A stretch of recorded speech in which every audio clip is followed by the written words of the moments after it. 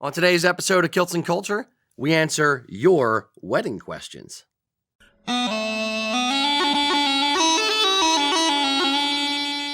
Hello, boys and girls. Welcome to Kilts and Culture. I'm Rocky. This is Erik. Yo. Today, special treat.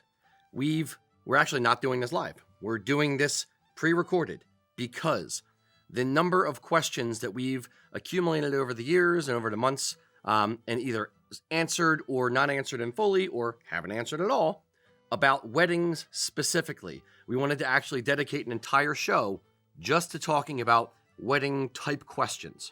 So, that being said, Mr. Adam, what do we got for the first question?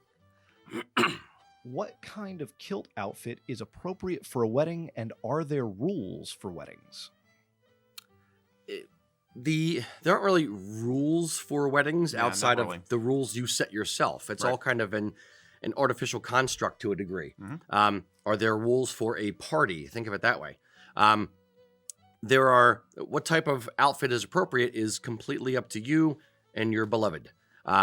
If you want to have a more casual type wedding, an outfit like Erik has on there, Highland shirt, kind of relaxed, casual look, all the way up through Prince Charlie, formal bow tie, that kind of thing. A very newer kind of trend in Scotland is tweeds. Tweed is the new black, so to speak. So a lot of people are wearing tweed jacket and vest with, toned with the kilt color, either matching hose to the tweed or to a color in the kilt, and finding a lot of success with that. It's still dressing up and being smart, but it's a little bit trendy-ish with a timeless element. I don't know how to... Well, I think.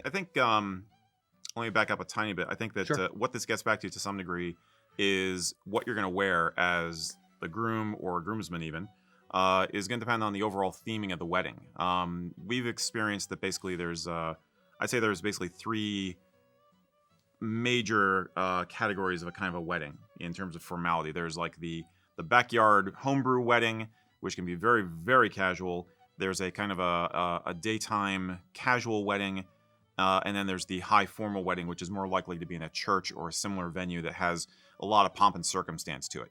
And so what you're going to choose for your wedding outfit is really going to be based on the feel of the overall event. I mean, if you guys want to feel like you're in Victorian, Edinburgh, having a regal experience, then you're going to go for a more formal outfit. If you're doing like a homebrew backyard pagan wedding or something, then you're going to do something a lot more casual, or even a heavy theme like a Renaissance wedding or something where you do the great kilt. It really depends on the context of what's going to bring you and your bride joy, essentially. So the tweed thing, I think, is where the trend now is to go more for the day smart casual feel. I think there's a sense that doing the high formal, like we're used to thinking about, is stuffy.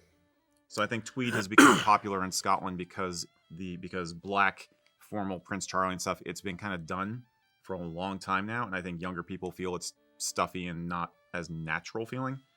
I would agree with this caveat. There's a lot of blurring of lines between those three. Absolutely. Meaning when you say high formal, I'm thinking like Sheriff Muir, Jabot, or like something crazy over the top, and especially when you reference Victorian Scotland. So for me, there's definitely more of a sliding scale with maybe three main type of options. Yeah, they're definitely not watertight compartments. I'm just saying that you want to think about the gestalt of your event before you decide on your outfit. Yeah, like for instance, for my wedding, I wore this kilt. This is the Scott green weathered tartan. I wore this tartan with a black argyle jacket and a gray necktie. So it wasn't high formal, but it wasn't tweed. It was kind of in the middle there. So that's my only caveat, is that there are different stages within the three main pillars. I agree, and so we could almost call it four pillars in a way. And I think 27 if you want. Yeah, how granular do you want to get? Yeah. I think in the States, what you did would be considered very formal. Not very formal, but formal-ish. Yeah, because it wasn't like a tuxedo. Kind of thing. Okay. And I think that people are more likely to go with something like what we consider to be traditional high formal, like Sheriff Muir's and Montrose doublets and all that kind of stuff, if they're going for more of an antique look, like I was alluding to, Right. For a Victorian or Edwardian or, 18th Yeah. century kind of a look, it's A more, period. a period piece, more of a romantic kind of a thing. Right. I think the other thing is, and this is a tangent, I'll admit, is I think that the rental industry in Scotland has realized that they will make more money by offering more options and changing things up a little bit. So if they are a fashion industry.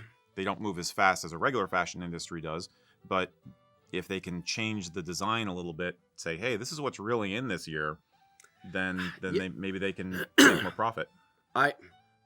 Yes and no. I agree and disagree. I think they are led by the consumer more than they are leading the consumer. Okay.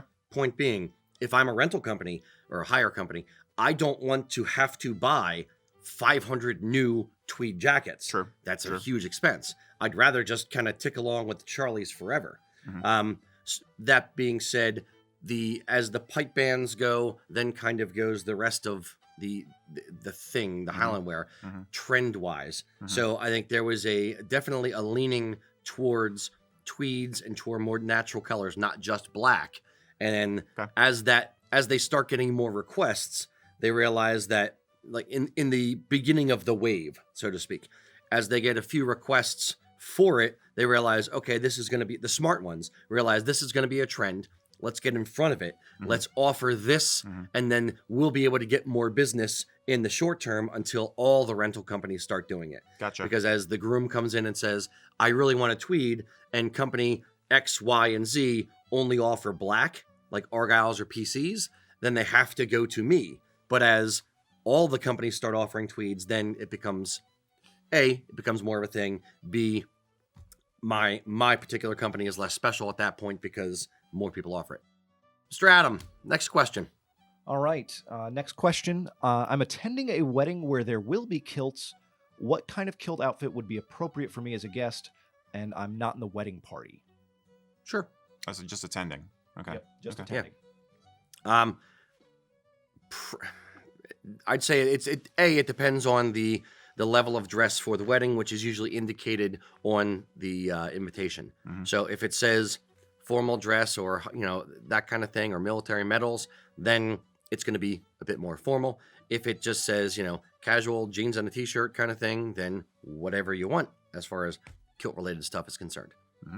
Yeah, I think if you we've said this before sometimes with general event attendance, if you're the only guy who's going to be in a kilt, then you're going to be more on display. If we're talking about a high Celtic theme wedding, then you probably won't be the only person in a kilt, and you're going to blend in a little bit more. So paying attention to the theme and the level of the wedding will be a good thing to do.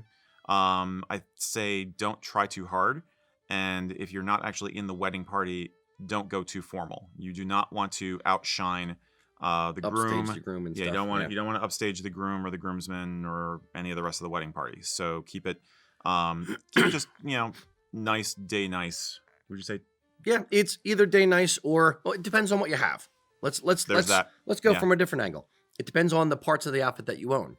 If you own a charcoal tweed jacket and vest and kilt and hose, that would be fine for 90% of weddings, especially in the US. Yeah. If it is specifically stated that it is formal with a black bow tie, black tie event, then you should probably have a Prince Charlie on.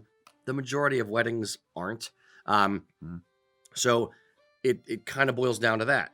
If you don't own anything aside from like ultra type casual outfits, then the way I would kind of think of it is get the outfit or buy the jacket and vest that you are going to get the most use of after the wedding. Think of the wedding as the event that you're dressing for, but the jacket and vest is going to be owned in your closet for the rest of your life. So get something that you're going to want to wear 3, 4, 5 years later, not just this one wedding, something you're going to get more use out of. Yeah, that goes for the groom and the groomsmen as well as just attending the wedding as a guest. It can be a great deadline. It can be a great thing to plan around. It can be a great motivator. If you've been like itching to get that new thing for your kit, it's gonna be a good excuse. Especially with the wife. Yeah. Hun, I have to look good for this. Yeah. It's your sister's wedding, darling. Yeah, I have to look good for this. Oh my gosh, can you imagine? I don't want to be the guy who's embarrassing in all the photos, you know. Yeah. On the other hand, I would say don't try too hard. If you only own a kilt and you're attending a wedding and you have to try and pair like a regular Saxon jacket with it or a tie, which looks more, less Scottish, more like business study or something like that. If you just have not invested in any of that stuff and you don't intend to, don't try to cross the streams between your Saxon wear and your kilt. Just throwing the kilt on instead of a pair of pants with a suit, that's going to look bad. It's going to look awkward. It may be that if it's a casual wedding, then fine, you go with the kilt and you have the shirt, the nice shirt and the tie. You're done because it's a casual wedding. If it's a formal wedding and you don't want to invest in the other accoutrement, then go with a regular suit. Don't try to make do or try to hash together a look with what you got in your closet if you're not sure it's going to work. Does that make sense? Yeah. Think the way I always think of it is it's neither fish nor fowl. So think of it forward, 5 years as you've been wearing kilts for longer, as you're looking back at the photos, are you going to look at it and go, I really wish I wouldn't have done that. I would rather see someone, now formal is a different animal. So I agree with you on just get a tux or whatever. Yeah. But if it's a nice wedding, and you don't have a jacket and vest, and you're not planning on investing in one because you wouldn't wear it outside of the wedding, then I'd say either a sweater vest with a nice white shirt, or go to JCPenney's or a department store or whatever and try to find a just regular vest that is a little bit shorter on you. Trust me, because you wear your kilt up higher. You want the vest to be a little bit shorter. Yeah. And kind of cobble together that outfit for $40-$50, whatever a vest costs from them. Get something that'll get you by, but try not to, in my mind, putting a Saxon wear, a regular formal, or not formal, a regular suit jacket with a kilt always looks a bit odd from the fact that it is too long to wear with a kilt. So no matter how well it fits you, it still looks like you're wearing your daddy's jacket. Yeah, I think the jacket's the main thing. The more I think about what I was saying earlier, I think it really comes down to the jacket. If the wedding is one where they are expecting everybody to be wearing a jacket, don't mix a Saxon jacket with a kilt. Don't do it. Either invest in the kilt jacket or don't wear the kilt. Or look for rental. Yeah, or possibly rental. Yeah, you can rent part of your outfit. You don't have to rent all of it. You can rent just the jacket and vest. And some people don't know that. Some people don't realize you can just rent pieces parts, We have customers who will buy a kilt from us because they want the kilt forever, but they're not going to need an Argyle jacket except for this day. So, yeah, that's another option. Yeah. But, put a little thought into it ahead of time, unlike your brother. Yeah. And make sure you are coordinating with anybody closer to the wedding party. If you're friends with the wedding party, you can call up Joe, who's one of the groomsmen, or call up John, who's the groom, and say, hey, dude, what do you think is going to look good for this? Am I going to be okay with this? Confirm if you can. If you know them well enough to. If you're going to the wedding, you probably do. Yeah. Yeah. Cool. Okay. Mr. Adam, All next right. question. Next question is, can I wear a ghillie shirt to a wedding? Depends on the theme of the wedding. Depends on how formal the wedding is. And the style of the wedding. If it's a theme wedding, like you're doing the big Outlander day, then absolutely. If you're doing, a Renaissance-y thing, or a backyard wedding, or on the beach wedding, or something like that, it's fine. If everybody else is going to be in Argyle jackets and ties, you're going to look kind of goofy. Remember, the pictures in the wedding, bridegroom or groomsmen, the pictures are forever. So if you like the look and you like the romantic kind of vibe, then great, have at it. Set that tone for your wedding. If you are going to a wedding and you want to wear a ghillie shirt, make sure that it is on theme. You don't want to show up like Jamie Fraser in a wedding where everyone else is in tuxedos. Yeah, that would look weird. Yeah. You want to make sure that, yes, this is fine. It's not historically accurate, yada, yada, yada. But it's a fine looking shirt for a wedding. If you have a casual wedding, or if you're attending a casual wedding, just make sure that you're not attending a formal wedding looking like that. I time traveled 500 years to come to this event. Yeah. Well, you wouldn't be time And traveling. I got that shirt from the 1950s on my way here. Yeah, exactly. Yeah, and just another caveat, just remember that this is not a historically accurate shirt. It's inspired by 18th century clothing, but it's not actually 18th century clothing. It's a modern for fun kind of a thing. Yeah. So if you're doing a Ren Fair wedding, awesome. But Yeah. not if you're trying to look like you stepped out of a painting. Very good. Mr. Adam. All right. I've actually had a little bit of experience on either side of this next one over the last few months, but Okay. the next one is I'm going to a wedding where there will not be any other kilts, but, being kilt wearers as we tend to be, I want to represent my heritage. Can I wear my kilt? This is a classic question. Yeah. If there's not going to be anyone else at the wedding in kilts, you don't necessarily know how everyone is going to react. That being said, the two people that you don't want to offend are the bride and groom. Right. So our advice for this is always check with them. If you're going to a Native American wedding and it has nothing to do with kilts, or there's going to be people in other cultural garb, they may think it's awesome, it's cool, it's awesome that you're kind of getting in the spirit and celebrating your own heritage, or they may think, no, I don't want you as the one individual to take away from our special day, so please don't do that. Either way, you don't want to be that guy. So always check with them beforehand to make sure they're okay with it. If they're okay with it, frankly, that's fine. I would do it. And it can get complicated. Sometimes the bride and groom, and I think in more cases than not in our culture, it's the bride who really is the final arbiter with this stuff. They may be fine with it personally, but they may be concerned about how family members are going to react. Checking with them is the absolute final arbiter for all this stuff. And kind of trust your gut also. Again, a little empathy is important for all of these things we're talking about. Adam, do you want to chime in with what happened to you a little bit? My brother got married recently to a wonderful, wonderful lady, and her family is actually from India. And when they mentioned it, I was like, this is actually the nicest clothing I have. If you're okay with me wearing it, I would like to. If not, then, again, it's your wedding. I understand.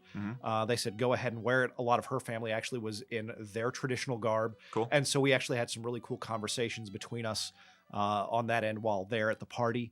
And the second experience, not too long ago, my sister-in-law got married, and same thing kind of came up. And partway through, talking with sister-in-law, she was like, I haven't been told explicitly, but I get the feeling that probably the kilt is not the best for that. And so I didn't wear the kilt to that wedding. And it's a matter of it's their wedding. You're going to accommodate them. It's not my moment. Yeah, so exactly. That was so you my had opinion. example of both ends of the spectrum that we're talking about here. Yep. Yeah. Add, use a little bit of empathy. Use a little bit of, I don't want to say common sense, but use a little bit of empathy. And it really is more about them and making them happy and celebrating their day. Right. Try to take, I have a problem with this on occasion. Try to take your own ego out of it. Don't think of it like they're snubbing you and they're snubbing your heritage. Think of it as this is your gift to them, is they want their day to run a specific way. So you are trying to accommodate them and be kind to them while doing it. Yep. That's about it in a nutshell.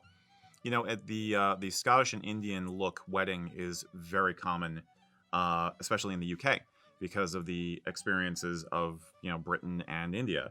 So there's a lot of cultural crossover there, and I've seen some gorgeous, gorgeous combinations of Scottish heritage outfits with Indian wedding outfits. It's pretty awesome. Nobody throws a cool wedding like Indian people, by the way. If you ever have a chance to go to a Hindu wedding, Multiple days. Oh my God, it's a huge party. It's awesome. They know how to do it right. Like the groom riding in on a white horse and everything. There's one. I was at one where the groom and his guys actually came in and he was on a horse. Mixing the cultures like that is a pretty cool way to marry, no pun intended, the whole thing. I've seen like Hawaiian as well as Scottish weddings. I've seen Japanese, Native American and Scottish weddings. It's a really cool way to honor both sides simultaneously. Yeah. So if you want to do that, then I'd say lean into it. Absolutely. That's a totally tangent from what we're talking about. But you can, more is more sometimes, and this is about celebrating a very special moment. So the more color, the more pizzazz you throw into it, the more fun it can be. Absolutely. As long as you don't go crazy in the process. Having to worry about that many more details could be maddening. Yeah, that's a good point. That's a good point. Yeah, there's a lot. You can go as whole hog, so to speak, as you want to. You can make things like overly Scottish at a wedding, overly, like you can go crazy with it and worry about, like, the color of the flowers on the table mean something, and the table runner, as well as the chairs and the backs and the bows, and like you can go nuts with it, as nuts as you want to go. It's the level of how into it you want to be, and how much on theme, so to speak, how much mental energy you want to go into. Yeah. I wonder if there are now minimalist weddings, like the Mary Canto wedding, where it's called eloping. Oh, okay. All right. You're right. Okay. There you go. Yeah. Enough Or said. just like backyard barbecue. Just, I don't care. Don't want to spend a ton of money. Just want to have a big party with people. That's it. Yep. Wear your dress cargo shorts. Yeah. For our wedding, for Kelly and mine, basically I trusted her on 99.9% of things. I negotiated the contracts with the wedding venue and that kind of stuff, but I said, whatever details you want to do is fine by me. My requirement is this has to be a huge party, period. So the guest list, we need to have everyone that knows how to party, wants to get up and dance, want to spend a good amount of change on the DJ. Like, I want a freaking party. And to her credit, it absolutely was. I think that's and that's a whole nother topic that we'll probably get into some other time. In many respects, the reception is as important or more important than the ceremony itself, because you're going to be spending a lot more time there. And there's a lot of effort you can put into that to make it more Celtic in theme also. So that there's a whole bunch of things you can do, but we should save that for a different topic, I think. Yeah. But. Mr. Adam, next question. All right. So next question. I am a groom and I want to wear a kilt to my wedding. Okay. What are the options? To wear a kilt or not wear a kilt? That is the question. That is the question. Yes. No, if you want to wear a kilt to your wedding, it's again, it really boils down to what the theme of the wedding is, what the level of formality of the wedding is, what your tartan is, what your bride's comfort level is with certain things. Just figuring out the kind of, think of it, start at the 30,000 foot view and work your way down. What do you want the wedding to kind of look like and feel like? From there, you start picking out the details, what you want the outfits to look like, and then the more minor details of what the symbolism on the day is, and that kind of thing. So your options are only limited by your imagination. You can do something fantastical, renaissanceical, historical, whatever you want. You can do something uber high formal. You can do something in between, smart day wear, tweed, that kind of thing. It really boils down to what you want it to look like, because this is your day, period.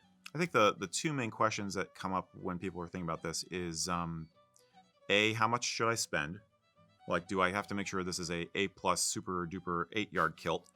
And B, does it have to match everything else? I think those are the two major concerns that we hear in the shop, is basically, do I have to break the bank to do this? Or number two, if I'm wearing this tartan, does everybody have to be in that tartan? Does my bride have to be in that tartan? Do I have options with that, or do we have to set on one thing? The one setting budget. Let me start there for a sec. Sure. The beautiful thing about the kilt in general is its versatility. I specifically remember a time where a bride-to-be and her groom came into the store, and they were looking for his outfit for the wedding. And she, recoiled at the price of, a full outfit. He got a, pretty nice outfit, and it was like $1,500. And she, shot at him saying, that's more than my wedding gown cost. And I said, yes, but how many times are you going to wear a wedding gown? Because he's going to be able to wear this multiple times after the wedding. And he is, yeah, that's true. And she kind of like, okay, that makes sense. So yeah. It's versatility in the outfit and the ability to wear it to multiple things later. I want you to factor that into the whole thing. Don't just say like, I can only spend X amount of dollars. Obviously, budget is a concern and you want to set a cap on your budget. Yeah. But remember that you will be wearing this long past the actual date of the wedding. Mm-hmm. Mm-hmm. Yeah. And so what about the tartan choices? Does it matter what tartan you choose? It does and it doesn't. You want to make sure that, remember, this is not just your day with your kilt. It's also her day. So you want to make sure that your betrothed also has input to a degree on what kilt you're wearing. For instance, for my wedding, Kelly said, I want a weathered color palette. We did, browns and blue, like ice blue and brown was our wedding colors. So she said, I don't care what tartan you pick, just make sure it's weathered. Done. Cool. Because I like weathered tartans. Yeah. So I got a particular one that meant something to me. So that is, there are compromises to find within it. Ultimately, again, you're going to be wearing this kilt beyond the wedding. So you want to make sure you like it, but at the same time, you don't want to pick something garish, or in her eyes, garish, that it will kind of just destroy the entire day. The kilt, in my mind, if it's going to matter as far as what the colors are for the wedding, the kilt is almost the first thing you pick. Because if you pick that, you can base the other colors for the wedding off of that much easier than trying to find a kilt to shoehorn into the colors that have been chosen for the wedding. Yeah. So it's almost easier to start that way. And then you can do the same thing with the groomsmen. Either get them tartans that are within the same color palette, meaning modern, ancient, weathered, muted, or get them the same tartan as the groom, or, you can go a few different ways with it. Mm-hmm. I think the other advantage there is that most tartans they can have up to like 6 colors in them. So you're going to have more options than you might think. And as far as the aesthetic of the wedding is concerned, you may only need 2, so you may be fine. The extreme opposite we've run into is, I remember one couple came in and he was all into wearing his family tartan, and she was not into the kilting thing at all. And they wound up coming up with a compromise that she had a color in mind for the wedding from the get-go and did not want to deviate from that at all. It was like blue. She wanted to do blue for everything. And there wasn't really blue in his tartan. Okay. So what they wound up doing was, I don't know if you remember this order or not, but basically they purchased solid color kilts for all of the groomsmen. Okay. I don't remember this, but I believe you. Lucas and I worked on that one. And basically it was, we wound up putting them all in like a navy blue solid color kilt, which very contemporary, very different. But they worked. The process of doing this can be very joyful for you and your betrothed. It can also be a huge stressor. So plan in advance, talk it through slowly, and make sure that everybody's finding something they can be happy about. It can definitely be a bit of a crucible, like any major life event can be. I won't say it's as bad as job hunting, but it can be. But they say, weddings and job hunting and buying a home are like the top 3 major stressors in American life. Well, yeah, I mean, like a living stuff as opposed to death, but I'm not planning on dying yet. So parents dying. That's true. Yeah, it's more not you dying. It's easy when you're dying. Yes, exactly. Everybody else. You got nothing to worry about. Yeah, you don't even have to worry about that. Yeah, anyway. Yeah, don't have anybody die at the wedding. That's definitely a no-no. It's a downer. The ambulance has to come. They ruined the whole song. Yeah. That's plant anyway. Yeah. A tangent, somewhat tangent. Here's another thought. Because your story about the bride and the groom fighting over the colors made me think about this. Mm-hmm. If she is anti-kilt, do not want to kilt my wedding, it's my wedding, that kind of thing, then here's the compromise some other couples have made before. For the wedding itself, in the church, whatever, wear a tuxedo. Have the groomsmen in tuxedos, that kind of thing, and do what she wants there. For the reception, where it's more of a party, put the kilt on before you get in the reception. Yeah. It also is that wow moment when you guys come in and you're rocking kilts now, where you were just rocking a tuxedo. It's the outfit change in the middle kind of thing that can get people talking about that. And it's a compromise where she still gets her pictures of you in the tuxedo, looking dapper in her mind with all the groomsmen and all the rest of the wedding party. But then when it's time to cut loose, rock the kilt. Yeah, no, it's a great idea. Yeah, and I think people do that. I mean, more often you have weddings where they do a costume change for the reception. I was at a wedding, as my nephew or whatever, where they were huge hockey fans. So they actually changed into hockey jerseys when they did their parade into the Max reception. did that too. Mm-hmm. He came in. He and Brittany came into the Flyers, the orange and the black, the Flyers win song. There you go. And they had on their hockey jerseys over top of their stuff when they came in. That was awesome. So I forgot about that. Yeah, so you can play around with it and you can have fun with it. Yeah. that gets into a whole nother range of topics, like with the receptions. So, like I said, we'll have to do a whole show just on wedding receptions. That sounds like a brilliant idea. Or if only somebody had written some articles about this for our website, that would be helpful. Some of what we're talking about here is written up on our website. So if you need a guide you can refer to for all this stuff we're talking about, check out the wedding planner area of our website. And as always, you can email us. You can email our staff, and we'll answer specific questions for you. Yep. Happily, because there's a lot that could go into this. It's not like just going to the justice of the peace and saying, "You do? Sure. Do you do? Okay, great. Here, sign here." Do you? Yes. Do you? Yes. Kiss her. Yeah, the short version. Yes. The short version. Do you? Yes. Do you? Yes. Good. You're married. Kiss her. Yeah. Next question. Yes. Yes. Mr. Adam. All right. We have a number of questions usually from the men, as to be expected with the kilt end of things. But what do Scottish brides usually wear, and what is traditional for them? That's a really good question. Sure. It is more prone to the vagaries of fashion, as any wedding would be. I mean, that's why you have wedding magazines out there, is because, certain looks are in or out, depending on what year, what decade it is, What country? What country, exactly. We tend to think in terms of the more traditional stuff, obviously. Whatever spin you put on things is going to be up to you.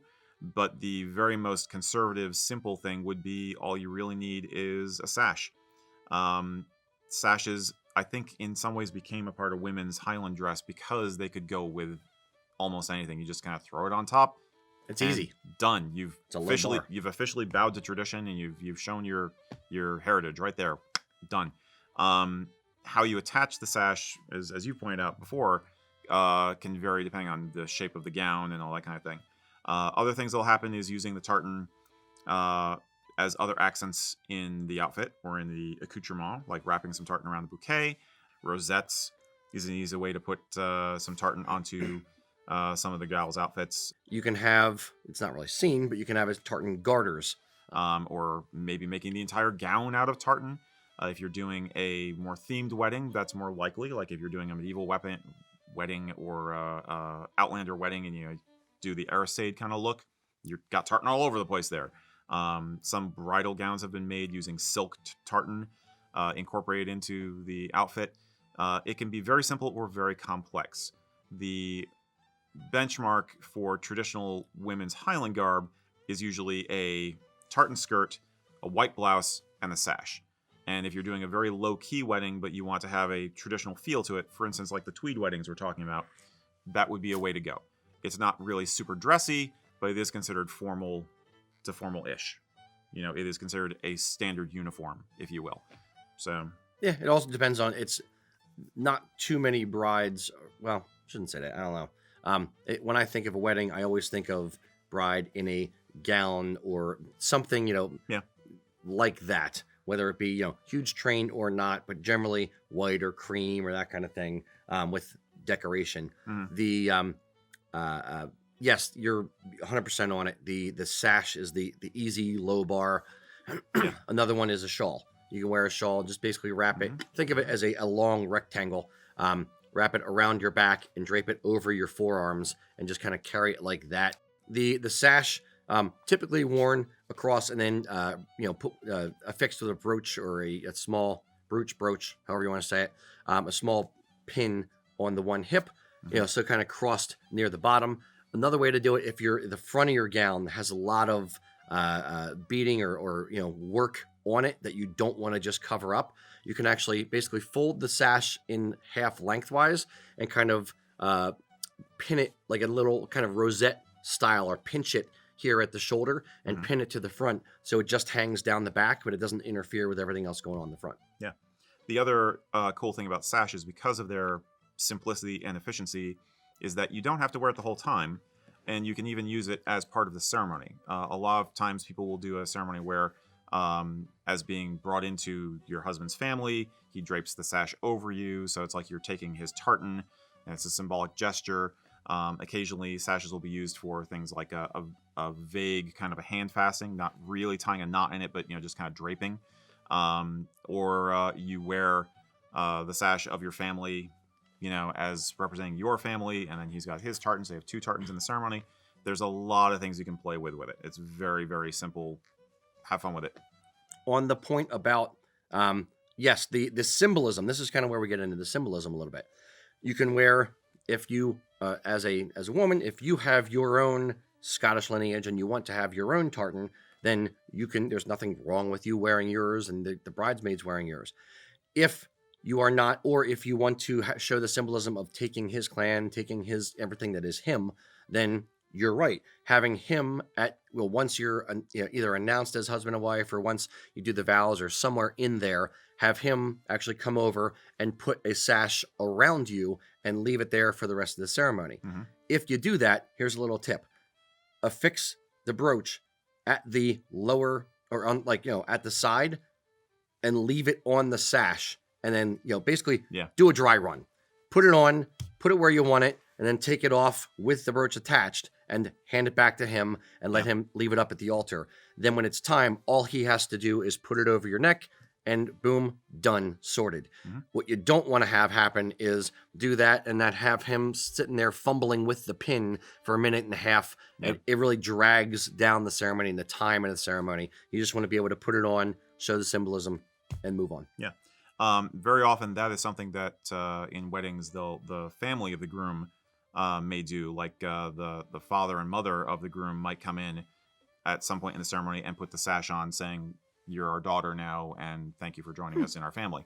I didn't think about that. Happen. Oh yeah. I kind of like that almost more than the husband, because the father of the bride gets to walk her down the aisle and give her away, and to the man, kind of thing. Weird, but true. And they shake hands or whatever happens, and then he sits down. But the father of the groom doesn't, or the mother of the groom doesn't really get to do too much during the ceremony. That would be a cool way to kind of balance out the two sides. Yeah. I like that. Let's make that a thing. Yes, that's traditionally done. Everyone should do that now. Yeah. If you're watching this video, do that. We are kind of lucky doing the Celtic heritage thing in that there's so many different options you can do for a wedding than a lot of people ever even think about. People go to magazines and websites and stuff and just find rituals and customs and things which were kind of invented out of whole cloth, just to make a wedding more fun, as opposed to what they were raised with a typical American wedding.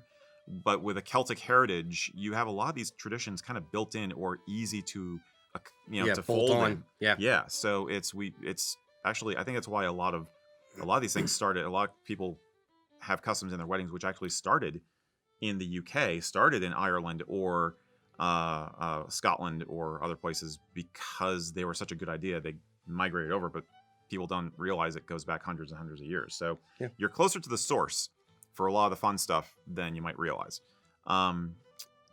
Here's a slightly tangent question for you. How do you feel about the bride wearing a kilt? It's her day. She can do what she wants. It's more in this way. I will say my opinion on that matters less than what their opinion together is. Mm-hmm. To me, looking through my lens of tradition and experience with this stuff, a kilt worn to the knee looks very masculine, period.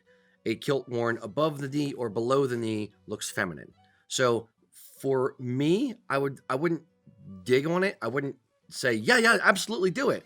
But my opinion isn't the one that matters. If in my wedding, just using that parallel, if Kelly said, I want to wear a kilt to the knee, and I don't know what she would wear up top to maintain femininity if she wanted to do that. Mm-hmm. That's where it kind of, my brain breaks on it. Mm-hmm. Women wearing kilts to me look like bagpipers, because there are women bagpipers and they wear kilts to the knee. And then I would expect like an Argyle jacket and vest and that kind of thing. Mm-hmm. So it's not a feminine look, because it's a masculine look, because that's what it's supposed to be. Mm-hmm. But it's the people that are getting married that matter. If you're a tomboy type girl and you like wearing, that type of stuff, and you dig the look, sure, it's your wedding. Mm-hmm. We have had same-sex couples doing weddings where the two soon-to-be spouses wanted matching outfits, where they both decided to do. Argyle is actually the popular choice. We've done 5 and 8 yard kilts for them, and then hooked them both up with argyle sets for the tops. And occasionally it's been different tartans. I think more often it's been matching tartans. The trick with that, of course, is getting the fit of the vest right, things like that, because you're dealing with a different chest shape than you are. Yeah. So if you want to do that kind of a look, I would say talk to somebody who can deal with the tailoring, or talk to somebody like us who can hook you up with some tips on how to make it fit right, and then have it tweaked by a tailor. It can be done, and but it simplifies and complicates things at the same time. Yeah. It's like if you want to match, then you're done. It's like, okay, we're going to get 2 of these and 2 of these. Done. But if Twinsies! Well, kind of. Some people really dig that. Understood. But the Kramers. Yeah. But yeah, it really depends on what the couple wants to do. Yeah. In the final analysis. So. Yeah. Again, ultimately, I always go back to this. It's your day. We're 2 guys with opinions. That's it. Yeah. We have a traditional angle. We're trying to help people out, but it's just our opinion. And it's your day. You're the one who has to look at the pictures forever. You're the one who has to be comfortable on the day. So if you want to do it, have at it. Mm-hmm. Yeah. Cool. Done. Got any more? Mr. Adam. Oh, we got plenty more here. Of course. So lots of tartan on us, but can you give us some ideas on how to incorporate tartan or other symbols of our heritage into the wedding? That's kind of almost 2 questions in a way. So let's talk about the tartan first. Sure. Rephrase it again then. How could you incorporate tartan into the look of your wedding? How could you incorporate some Celtic heritage symbols into your wedding? Are we doing wedding or are we doing wedding and reception? I think it's easier to think about. I'd say both. Let's start with the wedding. Let's start with the ceremony. Step 1, tartan in the ceremony. Tartan in the ceremony. You can wrap the tartan, little strips of tartan around the flowers. During the ceremony, it will depend on the space you're having the ceremony in. If you're in a high formal church, like a Catholic church or something, they may not be comfortable with you decorating their altar. If it's a backyard wedding or a naturalistic wedding or a less formal Christian church wedding or something like that, then having some tartan on the altar is one option. Inviting your officiant to wear some tartan is another option. They might choose to wear a tartan tie, something like that. There is, in fact, a clergy tartan, which they may or may not be aware of. There's things like that you can do.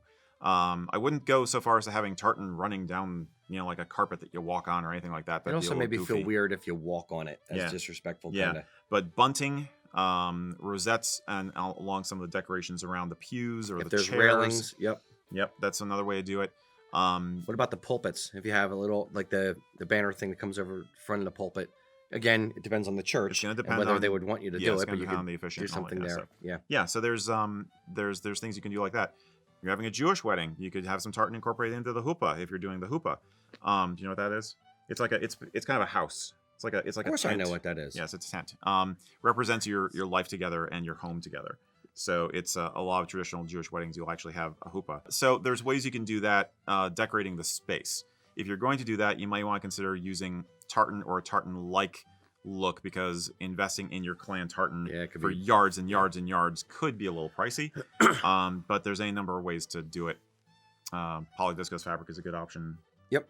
Stuff like that.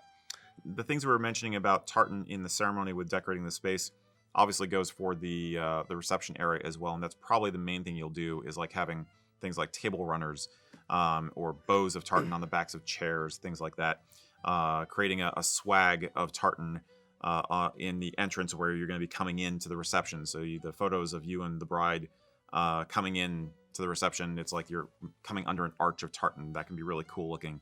On the table runners, you can actually make them in the forms of X's. Do 2 per table. Make it sort of like a saltire. Yeah, and that'd be cool if you had 2 tartans, one for each side of the family too. A little busy, but it would work. So. Or random scraps of tartans to just represent different clans and all of Scotland as a whole. Yeah. Symbolism for the wedding. Again, you can keep it very minimalistic, or you can go for broke. It can be as simple as using Claudia designs for your bands, things like that. It can get into having a looking booth brooch or brooch on the sash of the bride, things like that. The symbolism is going to be idiosyncratic to what your heritage is. For Ireland, the Claddagh design is very classic. For Scotland, the looking booth is very classic. And you can play with those things in any number of different ways. There's wall art you can get to decorate the altar with. There's you can have it printed on things as part of your invitations or as the napkin holders on the reception table, all that kind of stuff. There's also just knotwork in general. The eternity, the eternity symbolism in the knotwork, no end, no beginning, just kind of where it goes around. There's the love knots that have like hearts kind of in the knotwork and that kind of thing. There's a lot of like marital and symbolism, love symbolism in a lot of the Celtic cultures. Period. Yeah. Love spoons if you're Welsh. We should probably do a video series Quakes. on that. Oh wait, we did. Yes. So there's at least one of us did. Yes. Hi. Now I think the knotwork, and that gets into, of course, doing the hand fasting with tying the knot. Guess what? The whole expression tying the knot, it's Celtic. Go figure. We invented it. Hold on, I'll get to my Home Alone. So it's do your homework first. It comes down to there's so many options. You're going to want to think ahead, way ahead on this stuff. Don't leave it to the last minute. It's not like just buying some plastic bells at Michael's or something like that. It's going to take a little more effort to find the stuff that feels Celtic to you. And it depends on, as well, how much you want to do. How over the top do you want to be? Yeah. Do you want to have all of the Celtic symbols, period? Or do you want to have just a few select ones? And that, again, boils down to both of your comfort level. Do one of you are really, really into it and the other one's like, meh, I'll let you do something. If that's the case, then maybe tone it down a bit. If you're both really into it, have at it and go to Ireland and have a wedding in a castle and do what you got to do to make it your day. The probably the single most popular element of a ceremony, as well as a symbol that we get asked for and that we actually sell, is a quake. Quake is the Scottish cup of welcome. It very readily evolved into something you had during a wedding ceremony, where the soon-to-be spouses will basically take a drink out of it together, either passing it back and forth or some other arrangement, and then offer it to the piper. And you offer some to the piper. Always pay your piper. The quake is a very cool thing to incorporate into your ceremony, and it also becomes a memento of the event. Just like if you do a hand fasting, the knotted rope can become a memento of the event that you keep afterwards. So let me touch on two things. Number one, the quake started off as like the cup of welcome, where you both, it's basically a bowl with two handles. You pour a couple fingers of scotch in there and you take a sip and you offer a sip to a guest in your home. So it's kind of the, hey, we're all community, we're all just kind of hanging out drinking. It also has symbolism in the passing off of the cup and drinking out of the same cup for the bride and groom at the wedding event itself. I had a whole nother thought and now I forget what it was. What was the other thing you said at the end there? After the quake? As a memento? Yeah, as a memento. Oh, yeah. The using the hand fasting stuff. If you use the hand fasting ribbon, meaning a, let's say, 3 foot long by 2 inch wide scrap of tartan.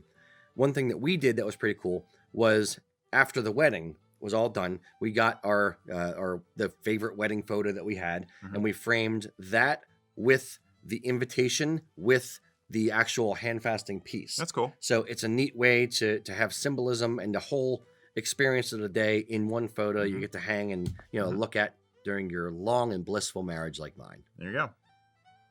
Ching. Give me the sound effect, Coraline. Yeah, you got to do that. I would like to add a little bit. I think you touched on a lot of the reception opportunities. Sure. But I would add that a lot of couples are doing sort of in memory of stations, like during cocktail hours. I think if you're focusing on your heritage, that's a really good place to honor those who have passed. And then you can incorporate tartan on the table there, or other symbols. And don't forget about food. If you're trying to give your wedding that Scottish Irish feel, that could be another aspect. Yep. That's it's worth mentioning that offer haggis as the only dish. People mass exodus from your wedding. Love it. Maybe you want that. They're gonna. It's like you're ready to just shut down the party. It's like just for the drunk time. Uncle.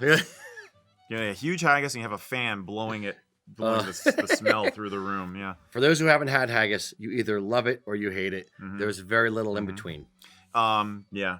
It's worth mentioning that Coraline, in another life, was or is still a wedding videographer, so she knows what the trends are like. I think that's and from my perspective as a heathen, bringing your ancestry into the ceremony and into the occasion is incredibly important.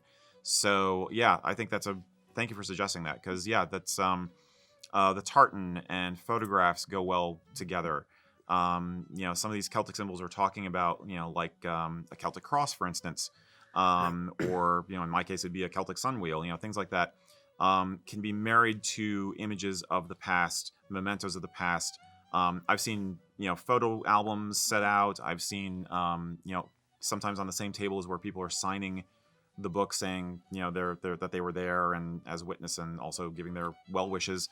There's all kinds of things like that really work together well. And one of the Celtic things about the wedding is, from a tribal standpoint, is the marrying of two families and two lineages of ancestry, not just two people. That's why people are brought to a wedding in the first place. The whole point of the ritual is that people are witnessing what you are doing to start this next milestone. Well, a milestone is starting the next part of your life. So you're kind of standing on their shoulders, so it's wise to include them. So yeah, that's good points. As for the food, as Coraline alluded, there's various kinds of cakes. In both Ireland and Scotland, there are different kinds of cakes you would serve. Whiskey, of course, is a huge part of things. Not in here, but yes. Yeah. I think the cake is the main thing. But that touches on another symbolism, is the actual cutting of the cake. If you're wearing a kilt, a cool way to bring in the symbolism, again, which we did for my wedding, was I had a dirk and I cut the cake with a dirk. If you have a skin do, you can cut it with that. It's going to be a little bit awkward, depending on the size of your cake and the depth of each tier of the cake, because it's a much smaller I'm imagining knife. you taking the skin do and up to your wrist. It's like bringing out, here you go, honey. Yeah. Yeah, I think, yes. And I think that was one of the questions that we'd had was, is it a thing? Do people really do that? Yes, they do.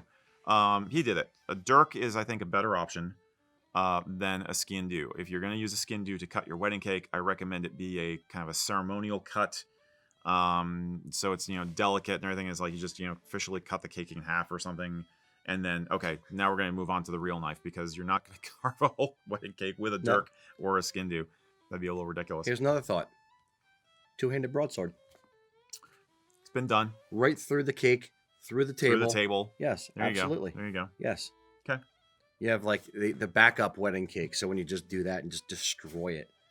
There you and go. then you're like, haha, just kidding, honey. It's a great way to start a marriage. Sure, she would not be angry. Well, at all. why stop there? Bring out a Lochaber axe. It's just like, sure. Or like maybe have a small battle at the wedding, with the culmination being the chopping of the cake. There is actually an Irish tradition of having a fist fight at a wedding. I'd have to ask Brendan what it's called, but there's a whole because different factions would come together at a village wedding. They would often say, "Okay, you guys, let off some steam," and they would actually have a faction fist fight during the reception. So, completely random tangential. We're already random and tangential, I know. So yeah, it's okay. Shocker. There's an Irish tradition, and I'm going off memory, so please verify your sources. I wish we would have done it in the Love Series thing. We could actually add it on. Sure. Of the wedding bell. For a gift for your wedding, someone gifts you with a small bell, and you take that home and you leave it in a main place in the house, whether that's the kitchen table or somewhere where people gather.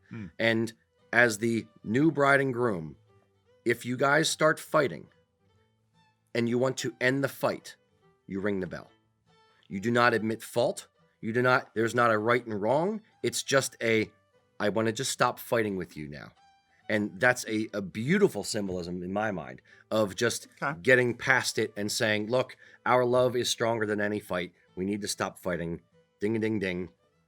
Round's over. Ring-a-ding-ding. Ring-a-ding-ding. Interesting. Yes. I could see I've known some couples where the bell would be thrown to stop the fight. Kelly would never throw anything at me, ever. It's that scar you got. Yeah, oh, geez, you don't even know. Yeah, that's a bell scar right there. I recognize it. Yeah. Scissors. There are traditional gifts. So heather as a bouquet is a memento. Giving a clock to represent the wish for a long life together. The bell you've mentioned before. Yeah, I think it's there's a lot of different gifts you can give. Yeah. Again, that's a whole other topic. Yeah. But, Okay. We've shaggy dogged this enough. We have shaggy dog a Woof lot. woof. My apologize to whoever is editing this video. I'm looking at you. So, all right. Yeah. Mr. Adam. I'm gonna do my Next quick question we got. Yeah. This is such a simple topic. I mean, come on. Just blow through this in a half hour. Yeah, Wedding, done. Weddings are so simple, right? Seriously. There's only like 1 or 2 working parts. It's fine. Yeah, exactly. I'm going to do my best Mac here, and we have a question I think that kind of flows from the last one to a degree.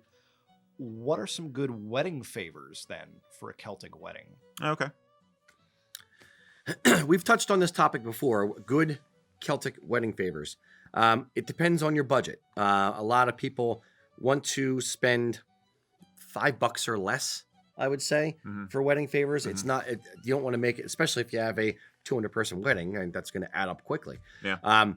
They can range from small and memento-like to what we kind of, I think, landed on last time was perishables, edibles kind of thing. Yeah. So if it's a Scottish-themed wedding, a cool little wedding favor, in my mind, is like a little thing of Walker's shortbread. It's inexpensive, and it stays on theme with the wedding. Delicious. Yes.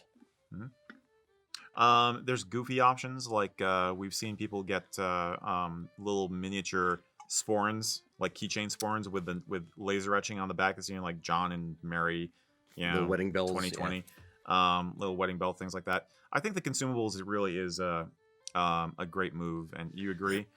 What's trendy for favors? Snacks. Usually, I think people are assuming that the next day you're going to be a little hungover. So people doing like fruits and water bottles. But a lot of the trinkets you get from weddings, you keep for like a week, and then you end up throwing them out. Yeah, that's kind of where I think we landed on it before as well. Was what you don't want to do is invest in something and spend a whole lot of time, effort, and to a degree money. Using the last example, if it's $5 per wedding favor and you're looking at 200 of them, that's $1,000. So you don't want to spend $1,000 on something people are literally going to throw out.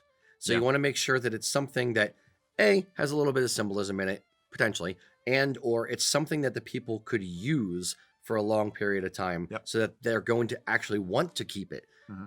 Put yourself in their position. Stop thinking about like what means something to you. If you went to a wedding and somebody handed you, I don't know, I can't even think of something that doesn't mean anything, but handed something to you and you're just like, yeah, thanks. You don't want it to just be a waste of money. You want it to mean something and or be utilitarian or edible. Yeah. The split the difference. We were once given chopsticks as a wedding favor. And we used them for a while. That's cool. I mean, they had basically taken the time to buy these plastic chopsticks and hand write in their names and the date and stuff on every single pair of chopsticks. I know, right? It's like, that's crazy. Solomon, good on you.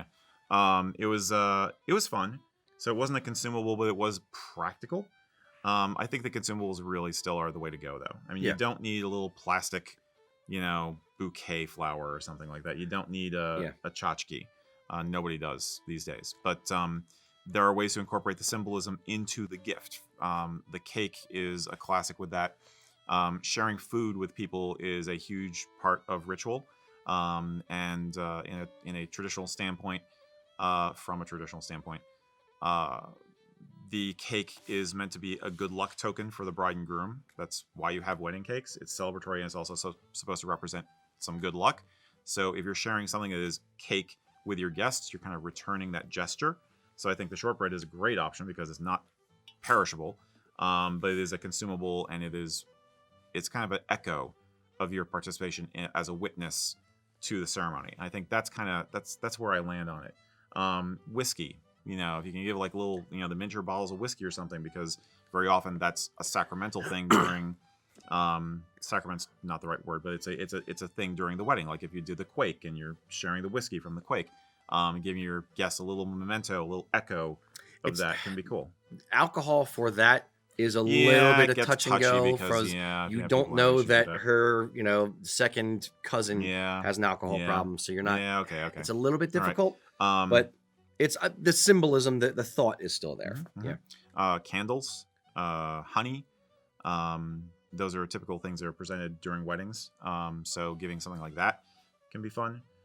The Christmas ornaments or ornaments that you would use around the holidays, times Mhm. where you have an emotional thing occurring. That's something cool. It's something we did. Yeah. Yeah. My wedding experience is pretty much summed up in my own wedding, apparently. But, that's fine. Yeah. You speak from experience, therefore Yes. you have gravitas. All right, Mr. Adam. All right. Next question. Do the Irish wear kilts at their weddings? Do the Irish wear kilts at their weddings? In Ireland, typically no. Yeah. In America, it's Oh, on yeah. whatever you want to do. Yes. In America, we want to celebrate everyone. We want to have all the symbols. We want to do all the things. We want to incorporate everything. More is more. We are the land of big stuff, SUVs and whatnot.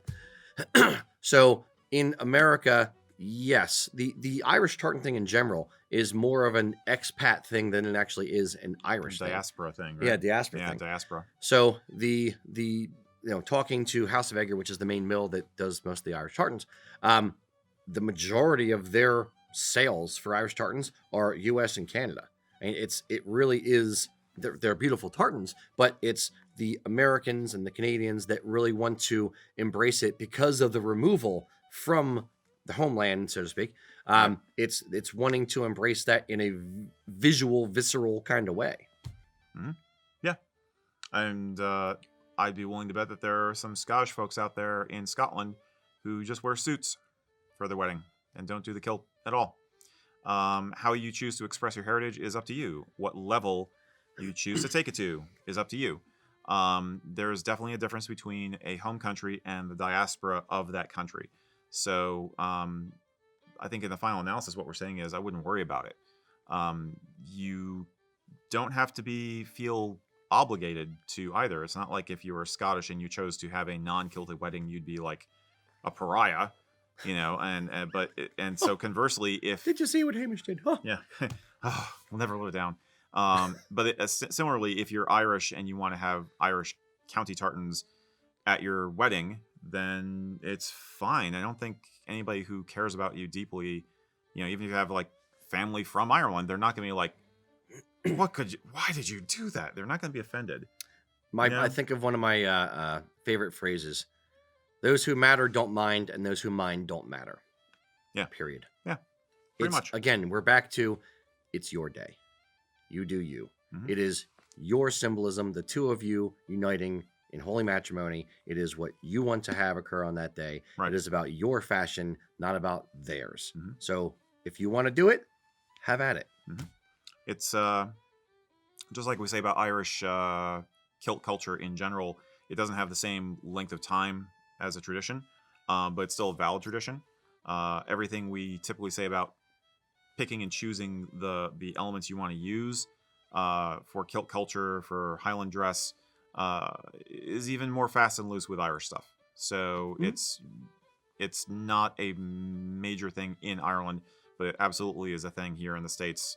The number of customers we have here who are Irish who get kilted up for a wedding testifies to that. So The American Irish or people of Irish heritage in America embrace this. It is becoming the tradition here. Yeah. Whether it is done elsewhere or not, it is what we collectively have kind of decided was what we wanted to do, which is why it's occurring. yeah, it's living culture. Yes. Living culture. None of this stuff exists in a vacuum. There's no point at which where everything about this stuff stopped and didn't continue to evolve. We're not a time capsule. I missed the vote. There was a vote on it, and I wasn't there that day. Darn it. Yep. And we elected that this is what's going to happen. It's not how it works. Right. So It evolves. go for it. Absolutely. Any more? Mr. Adam. Oh, plenty more. Okay. So I'm a fan of tweed myself, and I'm guessing a number of our viewers are, and they would like to know: can you wear a tweed jacket and vest to a wedding? Can you wear a tweed jacket and vest to a wedding or at a wedding? We kind of addressed. What did we address earlier? We touched on this earlier. I think what it comes down to is if you're a guest, it's probably a really safe bet. You'll look good no matter what the level of formality of the wedding is. A lot of the time, outside of if it is explicitly said, and the majority of weddings today do not explicitly say black tie only. If it does say that, then no, tweed wouldn't be appropriate because it's not black tie. Most weddings are not like that, though. But most weddings, like that's probably 1%. Yeah. Most evening weddings are more likely. Like if you're doing an evening formal church wedding, I think because they're during the day in this country most of the time, early afternoon or in the morning, it's even less likely it's going to be a black tie kind of thing. Yeah, as a movement in culture in the U.S. especially, and we're speaking from experience there, but in the U.K. as well, there's a lot of it's casualing down. I won't say dumbing down, but casualing down, or lowering the standards for what is formal or dress or formally dressed or dressy cash or whatever. It's the blurring of the lines. You don't see guys in suits every day in the office. You don't see women in formal gowns at every single wedding. It's a much more casual approach to life, a much more comfortable approach to life. Therefore, the level of formality has kind of followed suit. So, because we take what we are used to and want to do and bring that to our wedding, and as more people do that, it's kind of what happens. Yeah, and as you've said before, tweed is the new black. So that's the take on tweeds. If you're a guest, if you're in the wedding party or something, then of course it's going to depend on the theme of the wedding. So if they've all said wear black and you show up in a tweed jacket, you're going to look like a jerk. Yeah, and the other thing we've said before is as the pipe bands go, that goes the trends. Mm-hmm. So about 5 to 10 years ago, pipe bands started, grade 1 bands in Scotland, started wearing tweeds. They started wearing tweed jackets and vests and kind of abandoning the argyle to a small degree. As the jackets that they've worn from the 80s and 90s kind of end their life of usefulness because they use them all the time and sweating out in the hot sun, and they have to refresh the kit, a lot of bands have started going to tweed. And as people start seeing that and it becomes the norm for pipe bands over there, it travels over to the US for pipe bands, and it also kind of gets translated into the wedding scene. Right. So for the past 8 years or so in Scotland, the trend before that was black kilts, black jacket, trendy. Black kilts, black jackets, blackout sporrans, just the minimalist kind of look. Mm-hmm. And then from there, it kind of moved into weathers and more earthy tones. And what better to match earthy tones than a tweed, an earthy type of fabric? So that's kind of the recent current trend is tweeds and that kind of thing. And not just in Highland wear, in culture wide. I mean, the Downton Abbey effect, and wanting the Hebridean tweeds and that kind of thing, the Harris tweeds, and it takes a little while for those trends to cross the Atlantic and to kind of make their way over to here and kind of incorporate themselves into the American experience of doing this stuff. And we are also fighting in America the mindset of black is formal, must wear black hose, black jacket, must only be black. But it's shifting slowly, and we're starting to see more and more tweeds worn for weddings. And it's also a more versatile thing because you can wear it outside of the wedding. So there's the practicality angle as well. Yeah. Yep. There you go. So that's it. Done. That was short. That was a good one. Concise. Was it? Can do like 2 more maybe? Yeah, do a couple more. Okay. Let's drown them. One quick note on black tie only. When my brother got married, the one where I did wear my kilt, I said, what's the, how dressed up are people going to be? Yeah. And he told me several times, he's like, yeah, just black tie. And people don't know. People don't know and what that's that the means. thing is he didn't know. And so I had to stop him. Like, I only know this because I, have had to work with this for a living. I was like, black tie is like tuxedos and stuff. He's like, yeah, no, not that. It's just black tie. And I was like, Okay. So you don't mean black tie. So you don't mean so I had to understand that it was kind of like American black tie, whereas like if he was like black tie and like I was like, so you mean tuxedos? And he said yes, then if I'm gonna wear my kilt, I better have my Prince Charlie. And you know. No, what he means is business. Yes. Yeah. He meant suit. Yeah. And I'll point this out as well. A lot of people getting married aren't experienced in black tie events. When they say black tie, they just kind of think of it as a phrase because they haven't been to many black tie events because they're in their mid-20s. It's not like they're, St. Andrews or, or go to a lot of black tie things. So they may be using the phrase wrong. Right. So you may want to actually, check a little bit into that as well. Mm-hmm. Yep. Good point. Yeah, very good point. Thanks. Not a problem. Mr. Adam. All right. Can anyone wear a kilt to a wedding? Or should it just be the wedding party?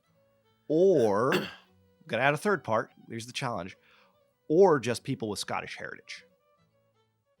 Sure. Mm-hmm. Who can wear a kilt to a wedding? Who is able to? Do you have a torso that you are able to wrap something around? If so, you might wear a kilt.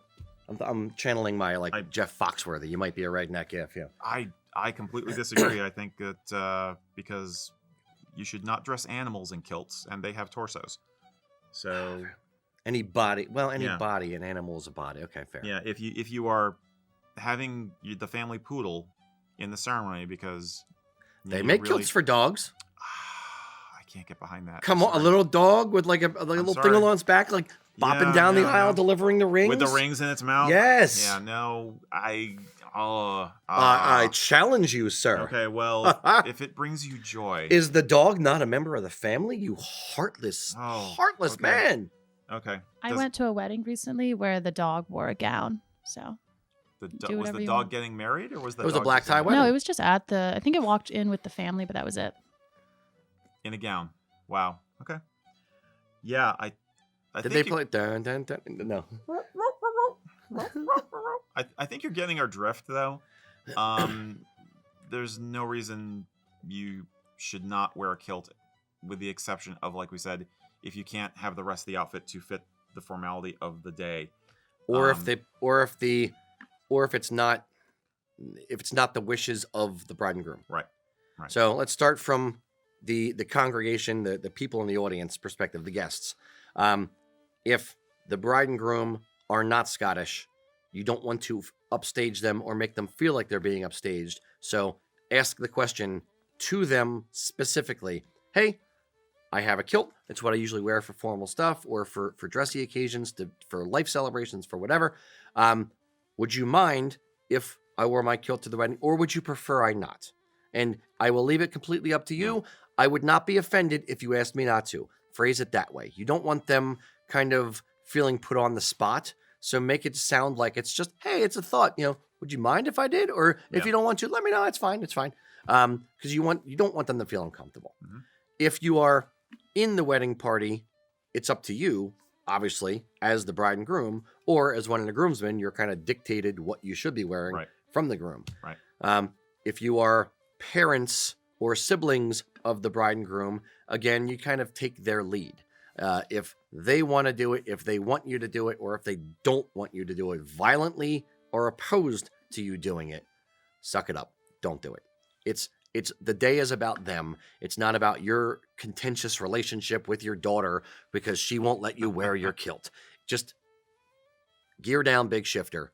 Suck it up for the day. Recognize that your love for your daughter, your son, whatever, trumps whatever feelings and animosity you have, that they don't want you to wear the kilt, and you'll get through the day. It's fine. Yeah.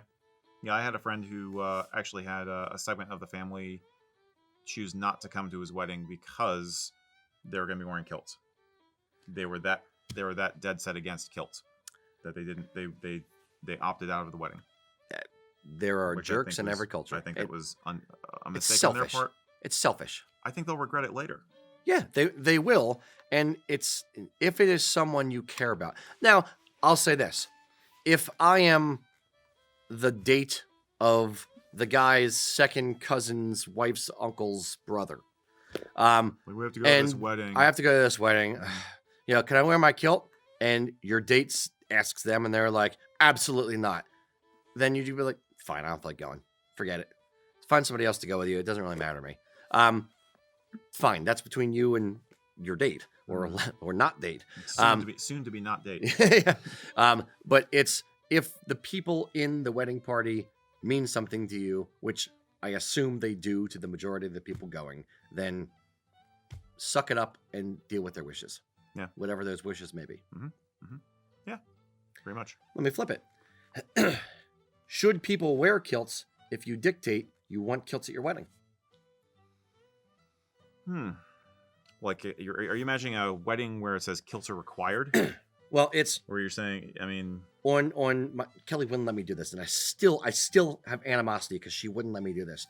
On our wedding invitations, I wanted it to say not kilts required or encouraged. I wanted it to say pants discouraged, and she wouldn't let me write that. That being said, yeah. If it's Highland dress encouraged or something like that, should people try to get in the theme and do it? I'd say, based on what you were saying earlier, that if you have a level of empathy with the bride and groom and you want to conform to their wishes to make them happy, then it's worth giving it a shot. It's not that simple. It's not like, please wear red. Well, fair. I mean, you have to make sure you have a kilt. You have to make sure you're not going to look like an idiot throwing a kilt on with regular clothes. If only there were YouTube videos to watch on how to dress. Yeah, if only there was some advice somewhere. Yeah. You know what I mean? I think I would. I think it'd be worth a try, but I would not assume that. I wouldn't want to like do lip service. You know what I mean? I think I would not. If I didn't feel I could do it well, I wouldn't do it. And I would hope that the guests would have that sense that it's like, I'll go get one of those Insta-Kilt bath towels. I'll wear that. It'll be awesome. You don't want to be the guy in the tuxedo T-shirt. Yeah, fair. And you don't want to do it and turn it into a joke. Like, hey, you said I should wear a kilt. I'm the life of the party. Yeah, that's malicious. Yeah. No, I agree. It's well answered. I feel effectively the same way. My only the only reason I'm bringing it up is for if somebody's kind of on the fence, like they need the mental excuse to go out and buy the kilt. Like, I've wanted one, but I don't know where I'd wear it. Yeah. So this is the excuse. Yeah, weddings are great for that. Okay, they want me to wear a kilt. Fine, I'm gonna go out and I'm gonna do it finally. Yeah. So. Oh yeah, that could be. You can definitely use your friend's wedding as an excuse. Yeah, absolutely. Got to get the kilt. Sorry, deadline. It's expected of me. It's a matter of honor. Absolutely. I have to have the kilt. That can be fun. Mr. Adam. Speaking of deadlines, I've decided I'm going to have a kilted wedding, or maybe I guess I'm a groomsman, one of those groomsmen we've been talking about who's been asked to wear a kilt. Mm-hmm. How far in advance do I plan my outfit? Good question. That's a very good question. You're a groom. You just got engaged. Congratulations. Good on you. Mm-hmm. You make a lovely couple. Now, what's the next step? First is set the date. You want to know when you're going to get married. Get get all that stuff, all those details kind of rolling. Getting the venue, getting the church, or wherever you're going to get married. Get all that stuff kind of in process.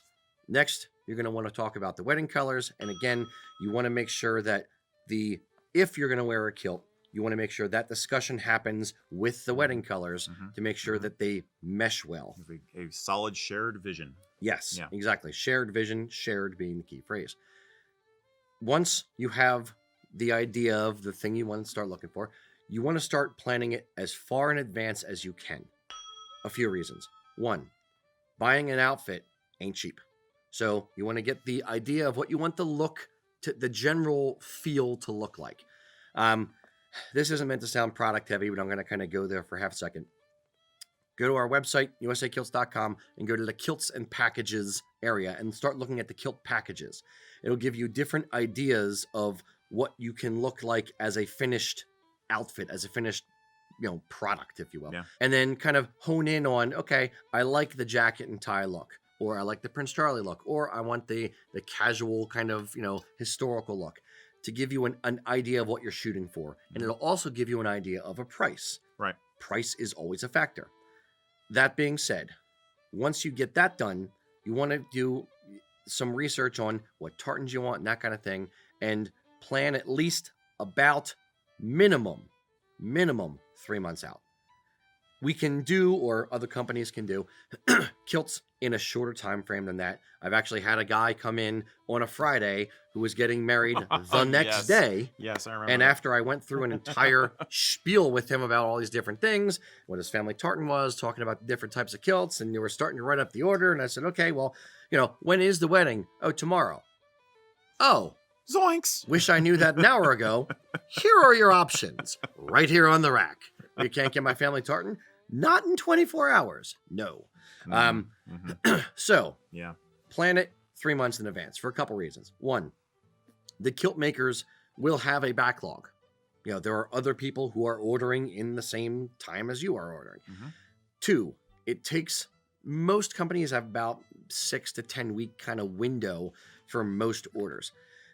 On top of that, there is the variable of the tartan itself. If you order, let's say, an Irish County Fermanagh tartan, there's one mill that does it, House of Edgar, in one weight, 13 ounce. So if they happen to be out of stock of the cloth when you go to order it, and you only leave a month, and that's the one you have to have, you're going to be out of luck. So some mills have a 12-week to 16-week order on cloth if they're back ordered on cloth.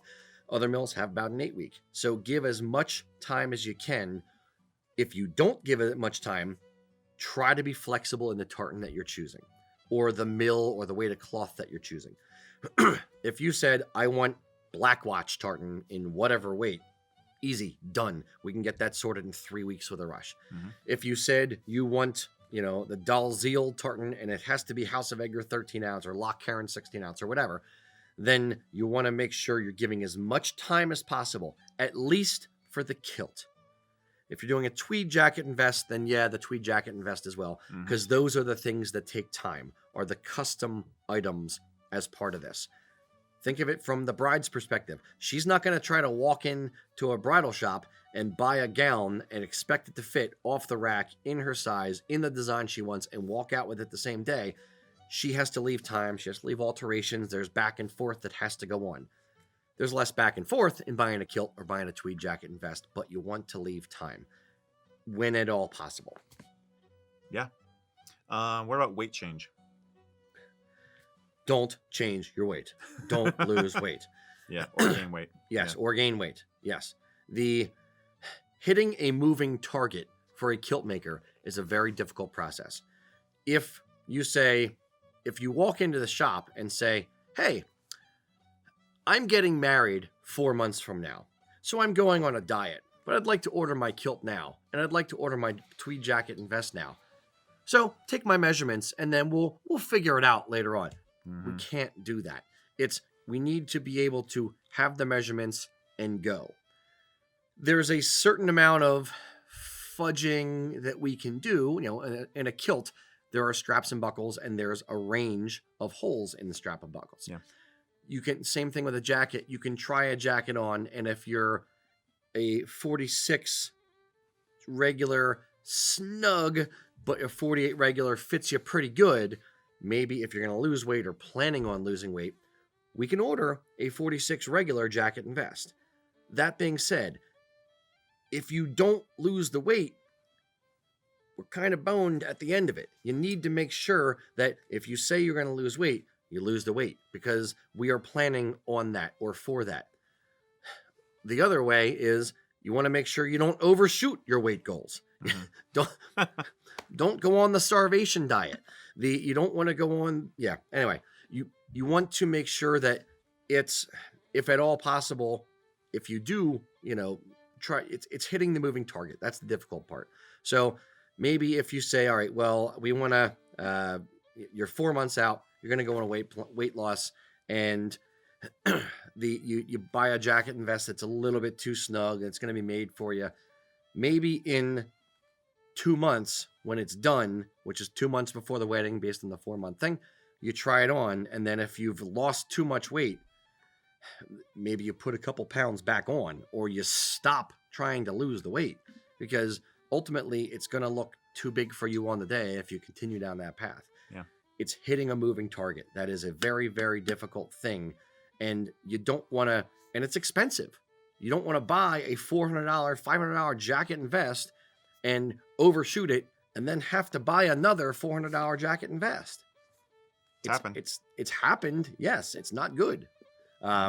People generally aren't happy when you tell them, sorry, you're going to, or you can get it tailored, but then it's you taking the jacket and vest to a tailor local to you and having them tweak it for you, because that's another 100, 200, whatever it is. They have the time to do it. Yeah. Yeah. So exactly. Yeah. Keep your bride to be happy. Plan ahead. The other way to do it is if you're planning on losing weight. Let's say you're a 350-pound guy, your doctor tells you you need to lose weight, and your wedding is your motivating thing, and you have the wedding planned out a year in advance. Go on a diet, go hard at it, exercise, do everything you can, and lose weight for 9 months. And then stop, for the love of God, stop.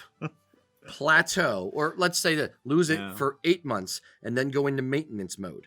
And try to maintain that weight for a month.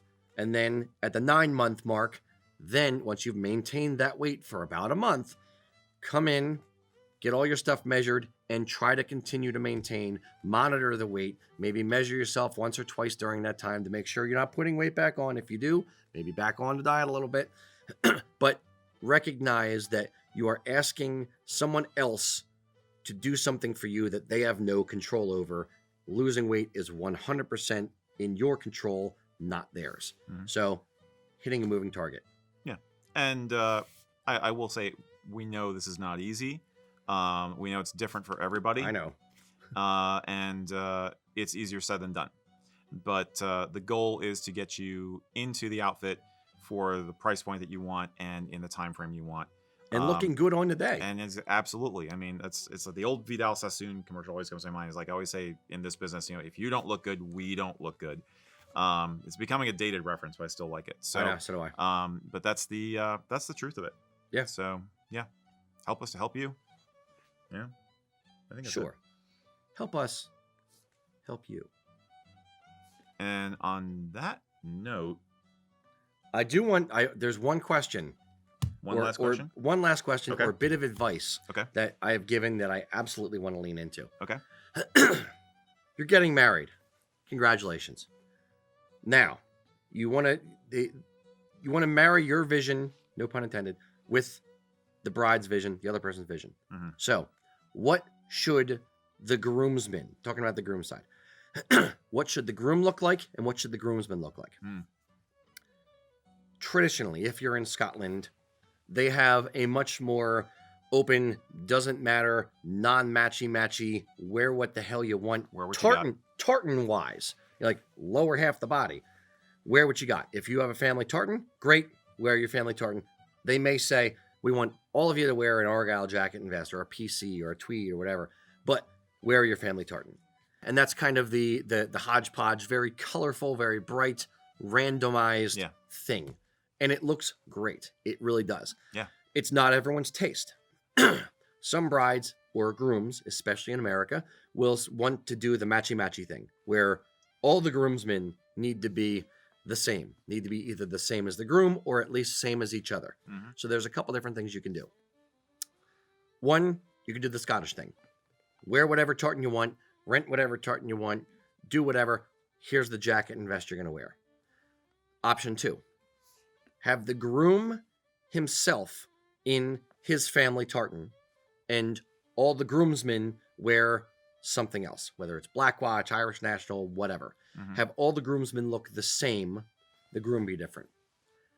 Option 3, the groom in his family tartan and or the best man in his family tartan or the groom's family tartan or whatever, kind of separating him a little bit from the rest of the groomsmen. That's one way to kind of honor your brother if he's your best man or your best friend or something like that. Another way to play it is, especially if there's a color for the wedding and you must be on color, everyone must be on color, have everyone in the same tartan, whether it's everyone's in Black Watch or everyone's in your family tartan or something like that, but you still want the groom to stand apart. An easy way to have the groom stand apart from the rest of the guys is give the groom a fly plaid. Fly plaids are kind of love it or hate it. Some people love fly plaids and how it just adds something and color to the top half of the outfit. Other people hate them. They're not the most practical article of clothing. They tend to kind of pull at the shoulder of your jacket a little bit. They look great in photos, but they're not practical in real life. That being said, the groom wearing a big fly plaid and the rest of the guys not is a very easy way to kind of separate the groom out from the rest of the gents. Another thing you can do, if some of the groomsmen don't want to wear a kilt or they're very anti or against it kind of thing, you can have all the groomsmen in tuxedos or in suits with perhaps tartan tie or tartan pocket square, and have the groom himself in just the tartan kilt, getting into the symbolism, not necessarily tartan, like thistle as the flower or heather as the flower for the boutonniere, maybe something pretty cool. Sometimes it's important to consider things like that if cost is a factor for your groomsmen. And it is a kindness to them to go with a minimalist option like that, like saying, yeah, black suit is fine. We just want you to invest in this $30 tartan tie. So it can actually be, while you're sharing the vision, the bride and the groom, you also want to take into account the needs and feelings and comfort level of everybody else who's on the team, all on the bride side and the groom side. So, and you can also make the tie the groomsman's gift. Yeah. You can buy, 6 of your family tartan tie and give that to them and say, here's what you're wearing for the day. And I want you to wear this and think of this wedding, think of this day years down the road. And I think that's, sometimes you will have a groomsman who is not comfortable wearing a kilt. And if you can't talk them into it for some reason, then figuring out an aesthetic way to have them fit into the line, like you were suggesting, makes sense. I would say that it is not to your advantage to be so wedded to an aesthetic that it causes ill blood or ruins friendships, or puts a blemish on the day. Try to have a little bit of flexibility so that you can get on with things. Essentially, no wedding is going to be perfect. Something will go wrong. There's always something. So have a vision, but leave a little wiggle room in your vision so that things will be happy. I will point this out as well. If you have a groomsman who is kind of like, I don't know about wearing the kilt, but a little bit of liquid courage sometimes helps. Morning of the wedding, everybody, in the room, waiting for everything to happen. Some of the groomsmen are pulling people down the aisles, sitting them in the seats. Maybe knock back 1 or 2, relax them a little bit, make them a little bit more comfortable in it. And also, when they see the rest of the groomsmen in the kilt, it may kind of warm them up a little bit. I think that's a very good point. I think a lot of the time, being part of the squad is going to help a lot. If you're going to twist their arm about it, then I'd say, going back to the where do you wear a kilt for the first time, take them to a pub or maybe do the bachelor party. Yeah. Everybody's in kilts. Yeah. Maybe go to a Celtic festival where a lot more people are in kilts and get him to wear a kilt one time completely outside where he doesn't know anyone. He's not going to be judged by his girlfriend or by his mom or whatever. Right. And just kind of get in the spirit a little bit. And again, alcohol helps. That's our big advice. Alcohol. Absolutely. Big advice. Liquor it up. Mr. Adam, do one more. And I think this is an important one, given we got one more. Everyone being on board is kind of important sometimes. Yeah. What if the bride isn't on board? That's a tough one. That is a tough one. That is a critical one. What if she isn't into it? Okay, the bride's not into it. Good luck with the rest of your life too. You almost got a spit take there. If she's not on board, I always go to open communication, period. It's sitting down, having during the wedding planning and setting expectations. Setting an expectation of is she the type of person to want to run everything for the wedding? And it's her day, her vision. Not all women are like that by any stretch. If she is, you're going to have to navigate that a little bit. But part of the navigation is making sure she understands what it means to you. And she may not. You may have kind of brought it up like, well, I like to wear a kilt, and in a joking-ish kind of way, or in a not real serious kind of way, or a hinting kind of way. But don't just hint about it. Have a discussion about it. Sit down and be direct and say, look, this is going to be a difficult discussion, but I really want to talk about what the groomsmen are going to wear and what we're going to look like on the day. And I do want to honor my heritage, and this means something to me. And before you just out of hand dismiss it and say, no, I refuse, I want you to hear me out a little bit and explain why it means something to you, and kind of ask her permission to be open about it a little bit and really get into a deep discussion, and make sure she understands what it actually does mean to you. If through that discussion she understands, she just doesn't care, or it doesn't fit her vision for the day, then I go back to finding compromises that you can incorporate it in, because ultimately you're planning on spending your rest of your life with this person. You don't want them to feel ill will towards you or weird about it. So finding compromises that can be made, whether that's wearing a tuxedo to the wedding and then changing and wearing a kilt to the reception, whether that's just incorporating a bit of tartan into the outfit, whether that's, look, it doesn't mean that much to you as much as it means anti to her, and she just maybe she doesn't mind you wearing a kilt, but for this day, it is her vision. If she has dreamed about this day since she was 2 years old and really wrapped everything up into it, maybe you got to forego the kilt. If it means that much to her, maybe you be the bigger person. But in my feeling about it, and the thing I always kind of harp on about it is, it's a 50-50 partnership. It's not supposed to be 90-10. It's supposed to be 50-50.